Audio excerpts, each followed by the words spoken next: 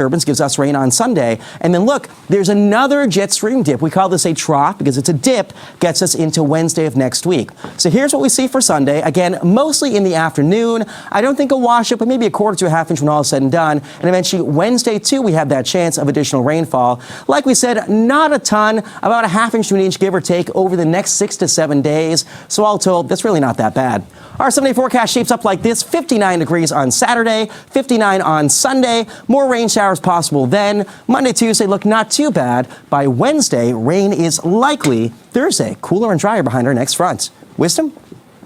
And now, ladies and gentlemen, for the thousands in attendance and the millions watching at home, it is time for your talkers. And Matthew's on his way. The holidays, typically when families and friends come together and ask each other embarrassing questions.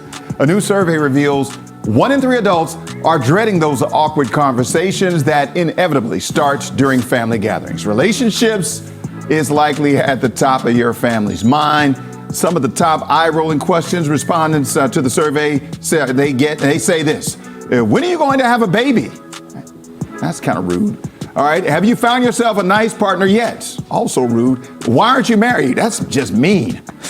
Making things worse, 57% of respondents add that their relatives ask them these same questions every single year.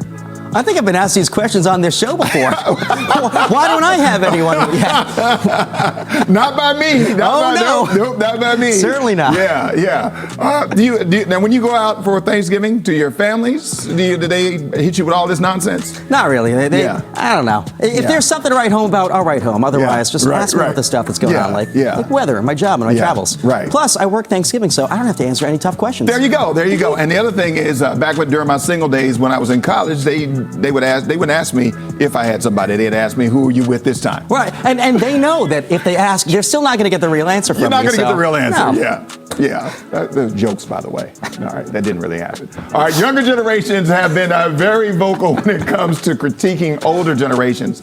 And sometimes it's just a lighthearted roast, and other times it's a serious conversation that can get pretty heated. Now, BuzzFeed compiled a list of some times where people called out baby boomers and Gen Zers for being toxic. Boomers think you have to struggle to get things done.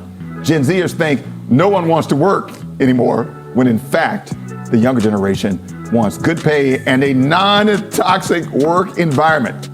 Gen Xers just overshare everything on Facebook, and boomers like telling people to do expensive things while you're young, like traveling. The floor is yours. Yeah, I'm very curious about that. So I think that my generation is just not respectful of enough, the older generation. But it seems like the older generation has a stronger work ethic. Yeah. One thing I will say about my generation, we're not loyal to employers the way that the 40, 50, 60-year-old generation is. Yeah. Because you don't have someone work for the same company for like 25, 30 years anymore. Right. And so my generation will fight for 3-4 weeks vacation. Yeah. They'll fight to work remote. And so I love all my employers, but I'm going to take my time off. I'm going to use every second I have. Right. So, and then it's the wrong way sometimes. Like you said, it's a different generation, different time period, different financial constraints. Definitely. So it's a lot going into it.